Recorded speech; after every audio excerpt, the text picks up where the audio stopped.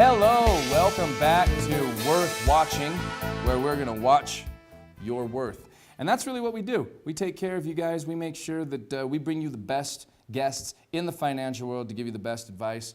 With me, as always, my friend, my right-hand man, band leader extraordinaire, it's Guy Seidel and the Brick Wall Band. Give us a little ditty. I love that song. Is that the Rihanna? Is that the Green Day? Is it the Hootie and the Blowfish? Is it the Madonna? Is it the Pearl Jam? Is it the Eagles? Is it the Beagles? Is it the Beatles? Is it the Monkeys? I'm not good with music. I don't know the tunes. Give me one more little hint.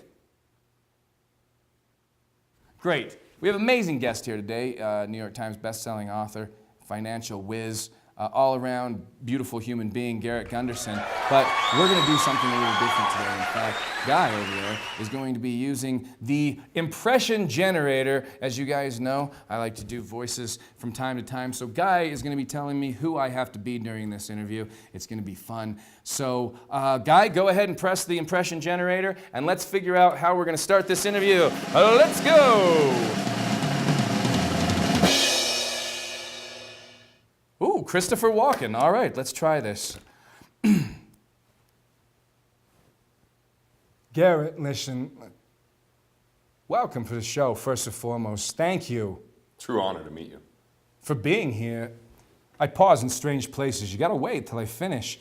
Listen, people, they say, wow, I got loans.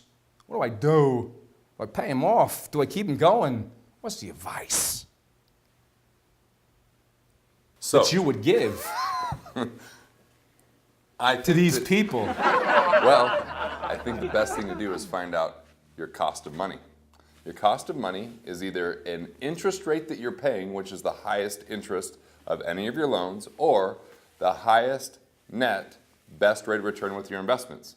So are you either a better investor because you're earning more, or are you a borrower that's paying more? And if you're paying more, just pay that off. If you're earning more, maybe continue earning. Awesome. All right, back to the impression generator.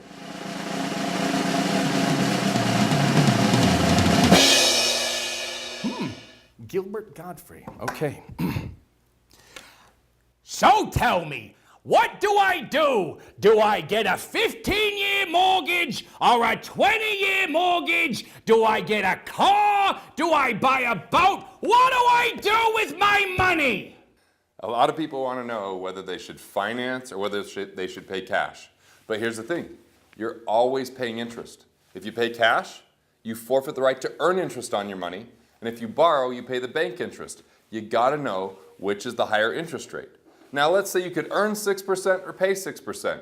Then it doesn't really matter whether you do it. It's sixes! That actually, true, Gilbert. So if you got 6% that you're earning and you decide to pay cash, you don't earn 6% anymore. If you finance for 30 years, it's 6%. Guess what? That's a wash. There is no mystical, magical thing around this.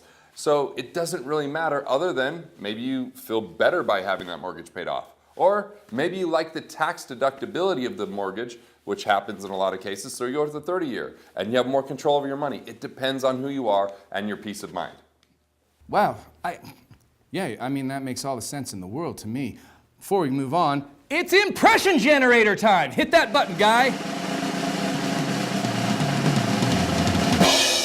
Snoop Dogg.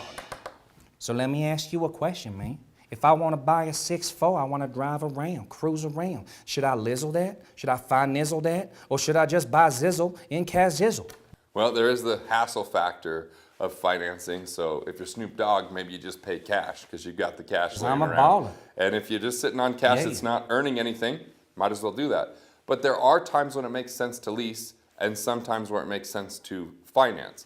When I bought my first car, the lease rate was cheaper because it was last year's model than if I bought it and financed it. They were just trying to get rid of these cars. So instead of paying $800 a month, it was $550 a month. Leasing made sense because then I could just save the difference and after 39 months, pay it off. Now, on the other hand, Sometimes where that might not make sense is sometimes the leases don't work out the same way. So you just got to look at the numbers. And when it might make sense to finance is because you have your money working for you, it's earning a better interest rate, you've got something that you really need to have your liquidity, and the biggest thing is don't pay cash if it wipes out all your savings. And now all of a sudden, you're one incident away from having a financial catastrophe because you're constrained. And I think that one thing to also warn people of is back in the day, maybe people used a 3-year loan. Maybe they went really long and did a 5-year loan. The average loan has gone past 7 years because we're not buying based upon the price of the vehicle. People are buying based upon the payment. And when we focus on the payment, not considering that that's longer, it starts to confiscate wealth and harm people financially. So I personally prefer to pay cash for vehicles, but I don't think that some people say, well, when you lease, you get fleeced. Well, sometimes when you lease, you didn't want the car for longer than that period of time. Or if the car market falls out, you get to walk away from it. And sometimes the residual, which is the buyout, is cheaper than if you went and bought a new vehicle. So it depends, I guess. Man, there's some good advice right there.